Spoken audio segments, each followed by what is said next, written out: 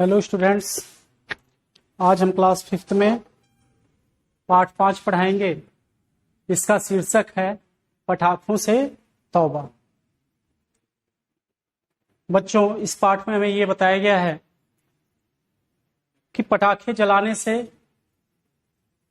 क्या नुकसान होता है और हमें पटाखे क्यों नहीं जलाना चाहिए। और वास्तव में आप जानते भी हैं या देखते भी हैं कि जब हम पटाखे जलाते हैं तो अत्यधिक मात्रा में धुआं निकलता है। वो जो पटाखों से निकलने वाले जो धुएं होते हैं, वो जो पेशेंट होते हैं, खास करके अस्थमा इत्यादि के, उनके लिए वो जो धुएं होते हैं वो काफी खतरनाक होते हैं। बच्चों को भी वो धुएं नुकसान करते हैं और जो पटाखों से तेज आवाज निकलती है उससे लोग बहरेपन के शिकार भी हो सकते हैं। इसके अलावा पटाखों से निकलने वाली चिंगारियों से कभी कभी हादसे भी हो जाते हैं, जैसे तमाम मकान इत्यादि जल जाते हैं। और इसके अलावा ये जो पटाखों से निकलने वाले जो धुएं हैं, तमाम विषैली गैसें हैं, ये हमारे वातावरण के लिए भी नुकसानदायक है। इसलिए हमें पटाखों से छुटकारा लेना चाहिए। पटाखों को कम से कम यूज करना चाहिए या नहीं यूज करना चाहिए, बल्कि हम ना उसका प्रयोग करें तो अच्छा ही है। तो इस पाठ में हमें यही बताया गया है। आइए पढ़ते हैं। देखिए,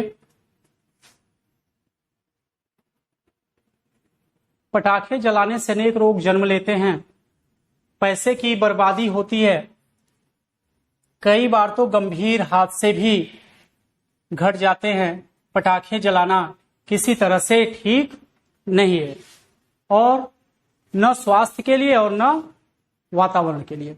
अर्थात कहने का मतलब यह है कि पटाखे हम न जलाएं तो ज्यादा अच्छा है। ये किसी भी दृष्टिकोण से हमारे लिए अच्छे नहीं है। देखिए, रवि, सचिन और मुकुल 5वीं कक्षा के विद्यार्थी थे। मध्यावकाश माने वही लंच का समय था। 2 दिन बाद दीपावली थी। तीनों मित्र दीपावली पर विभिन्न प्रकार के पटाखे खरीदने की योजनाएं बना रहे थे। जैसा कि होता है, हम लोग दीपावली में क्या करते हैं, पटाखे जलाते हैं।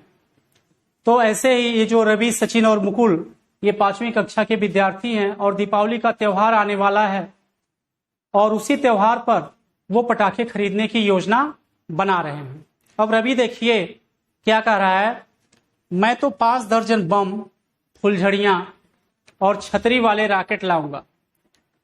सचिन कह रहा है, भाई मैं तो 1000 बमों वाली लंबी लड़ी लाऊंगा, जब तड़तड़ करती चलेगी तो बहुत मजा आएगा।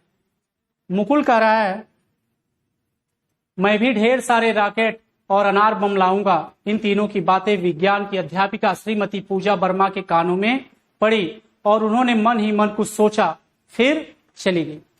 जैसे रवि, सचिन और मुकुल आपस में बातें कर रहे थे, रवि कर रहा था कि मैं ढेर सारा बम लाऊंगा, ढेर सारी फुलझड़ियां लाऊंगा, रॉकेट लाऊंगा। वही चीज सचिन भी कह रहा था, मुकुल भी कह रहा था कि हम ढेर सारा बम खरीदेंगे, और जब इन बमों से आवाज होगी या तरह तरह के विभिन्न रंगों के प्रकाश निकलेंगे फुलझड़ियों से, देखते हैं आप लोग फुलझड़ी जलाते हैं या गाजर इत्यादि तरह तरह के आप पटाखे जलाते हैं, और उन पटाखों से रंग बिरंगी चिंगारियां भी निकलती हैं, धुएं निकलते हैं और तेज आवाज भी होती है। तो ये कह रहे हैं, इन सब चीजों से हम लोगों को बड़ा आनंद आएगा, बड़ी मजा आएगी, और हम सब खरीदेंगे।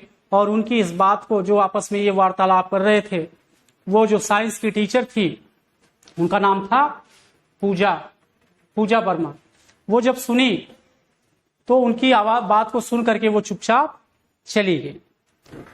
अब देखिए,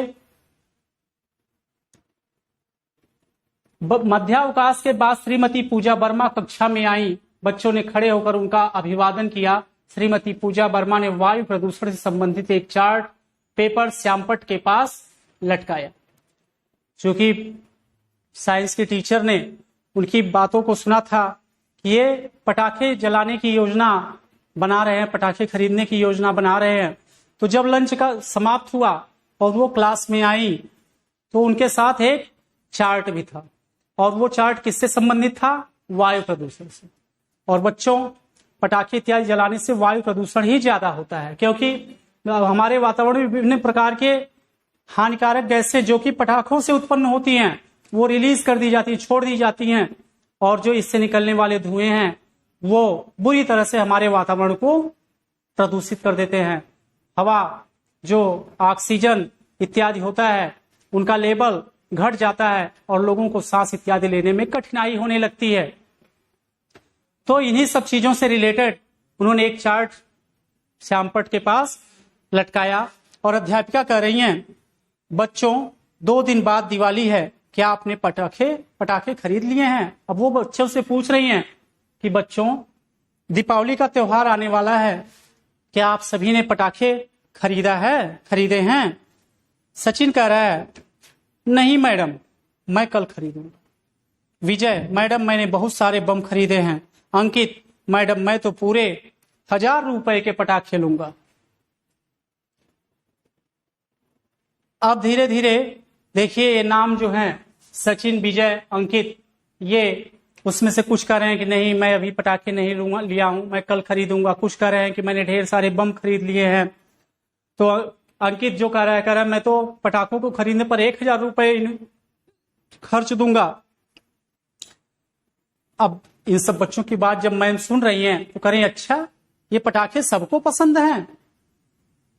अच्छा, तो पटाखे सभी को पसंद हैं, लेकिन क्या आप जानते हैं कि पटाखे कैसे बनते हैं? सब बच्चे कह रहे एक साथ। नहीं मैडम। वो मैडम पूछ रही है, कह रहे जैसे मैम ने सुना और वो सोच रहे कि तो सब बच्चे पटाखे खरीदने के लिए तैयार हैं, सब पटाखे को लेकर के उत्सुक हैं। तो कह रही हैं, क्या आप सब ने कभी इस चीज पर विचार किया कि पटाखे कैसे बनते हैं? तो बच्चे कह रहे नहीं। अब अध्यापिका बताती हैं, कह रहा है अच्छा मैं बताती हूं। पटाखे बनाने के लिए मुख्य रूप से पोटेशियम क्लोरेट और गंधक का एक निश्चित अनुपात में मिश्रण तैयार किया जाता है। क्या चीज मिलाया जाता है? पोटेशियम क्लोरेट और गंधक एक निश्चित अनुपात में मिला करके इनका मिश्रण, मतलब दोनों को मिला करके तैयार किया जाता है, और इसी को जैसे बारूद भी कहते हैं। इस मिश्रण को मोटे कागज की बेलनाकार आकृति नली के अंदर भर दिया जाता है। जैसे आप देखे हैं ना, बम कैसा होता है, लंबा लंबा होता है, एक नली होती है, नली के अंदर बारूद भरा होता है ना, और उसी बारूद से एक धागे जैसी संरचना निकली होती है और उसी में हम आग जलाते हैं ना। तो वही कह रहे हैं कि एक बेलनाकार नली होती है और उसी के अंदर इस पोटेशियम क्लोरेट और गंधक के मिश्रण को डाल करके भर दिया जाता है।